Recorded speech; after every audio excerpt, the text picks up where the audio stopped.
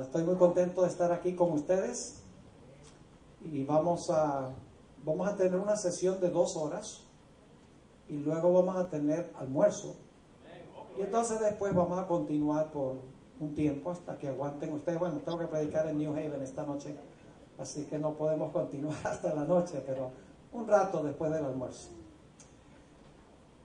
Oré mucho y debatí mucho sobre qué hablar en el tiempo que vamos a estar juntos. Pensé en la posibilidad de presentar una serie sobre eventos finales.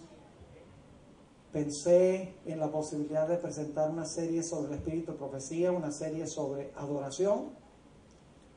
Y el Señor me impresionó fuertemente de que debíamos hablar sobre el asunto de la adoración en el conflicto final. El año pasado se publicó un libro que yo escribí. Lamentablemente está solamente en inglés este libro ahora. Estamos haciendo arreglos para traducirlo y publicarlo en español. El libro se titula Adoración en el trono de Satanás. Hace muchos años yo grabé un tema corto de 1 hora que se titulaba Adoración en el trono de Satanás. Desde ese tiempo el tema me fascinó mucho y decidí hacer una investigación intensa, y el libro fue el producto de la investigación.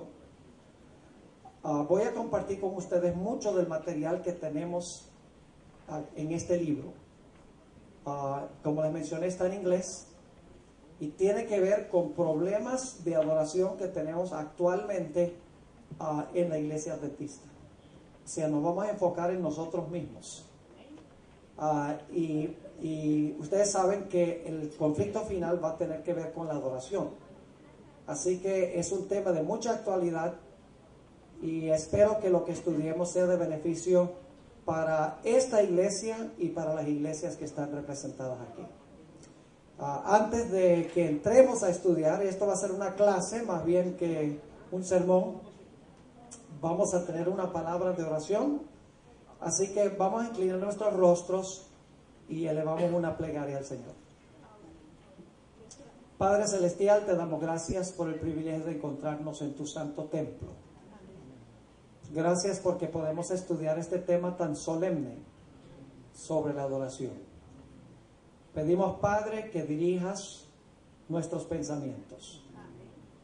Señor, instrúyenos en esta mañana sobre la adoración que es aceptable delante de tus ojos. Te pido, Señor, que nos des claridad de pensamiento y que nos des corazones dispuestos para recibir tu mensaje. Te damos gracias por escuchar nuestra oración, porque te lo pedimos en el nombre de Jesús. Amén. Quiero comenzar en esta mañana hablando un poco sobre las 7 iglesias de Apocalipsis 2 y 3. Yo creo que los que estamos aquí, probablemente todos, si no casi todos, sabemos que en Apocalipsis 2 y 3 se mencionan 7 iglesias. Ahora, esas 7 iglesias eran iglesias literales en Asia, Asia Menor, donde hoy es Turquía. Pero esas 7 iglesias las escogió Dios porque las iglesias ilustraban problemas que iban a existir en 7 periodos consecutivos de la historia de la Iglesia Universal. Había muchas iglesias cristianas más en Asia. Había mucho más que 7. Pero Dios escogió esas 7 porque ilustraban la condición de la iglesia en 7 periodos consecutivos, desde los días de los apóstoles hasta que Cristo estableciera su reino. Quiero leer, para comenzar, 2 citas. Una cita es de un autor que posiblemente han oído mencionar. Es un autor no adventista, con quien estoy en desacuerdo en casi todo. Es decir, que él y yo no cuadramos casi en nada, pero en esto que voy a leer sí cuadramos. Una cosa de mil. El nombre de este autor es Hal Lindsey. ¿Han oído hablar? Escribió el libro La agonía del planeta Tierra. Enseña el rapto, la reconstrucción del templo de Jerusalén, toda esa idea futurista allá en el Medio Oriente. Él escribió lo siguiente en cuanto a las 7 iglesias. Fíjense qué interesante. Dijo esto: yo creo que estas 7 iglesias fueron escogidas y puestas en su orden por nuestro omnisciente Señor, porque tenían problemas y características que iban a profetizar 7 etapas de la historia por las cuales habría de pasar la Iglesia Universal. ¿Captaron lo que está diciendo? Nuevamente leo la última parte. Dios las escogió y las puso en orden, en el orden en que están, porque quería profetizar características de 7 etapas de la historia por las cuales habría de pasar la Iglesia Universal. Es decir, que las 7 iglesias, el número 7 representa totalidad, algo completo, representa la historia total de la iglesia, 7 etapas consecutivas. La otra cita que quiero leer es del Espíritu y Profecía. El libro Hechos de los Apóstoles, página 467. Dice la hermana White esto: los nombres de estas 7 iglesias son un símbolo de la iglesia en diferentes periodos de la era cristiana. Fíjense qué dice. Los nombres indican la iglesia en diferentes periodos de la iglesia cristiana.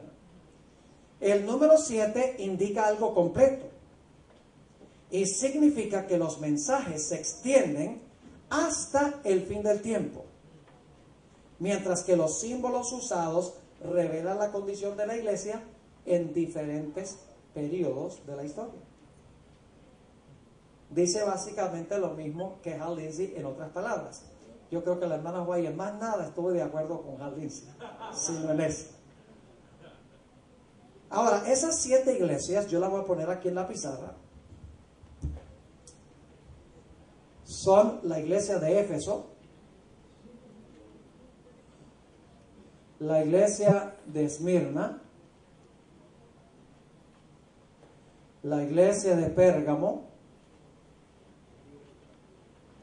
la iglesia de Tiatira, la iglesia de Sardis, la iglesia de Filadelfia, no la de Pensilvania, ¿no? Filadelfia, y luego finalmente la iglesia de Laodicea. Esas son las 7 iglesias. Ahora, la mayoría de los eruditos que han estudiado las 7 iglesias han llegado a la conclusión de que estas 7 iglesias representan los siguientes periodos de la historia de la iglesia. La iglesia de Éfeso es la iglesia apostólica, la iglesia de los apóstoles.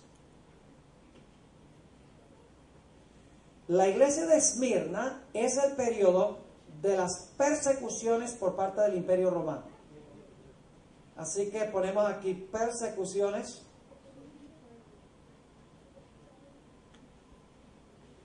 Las persecuciones imperiales. Casi todos los que escriben sobre las 7 iglesias están de acuerdo de que la iglesia de Pérgamo representa la apostasía que entró a la iglesia cuando cesó la persecución durante el tiempo de un emperador que se llama Constantino.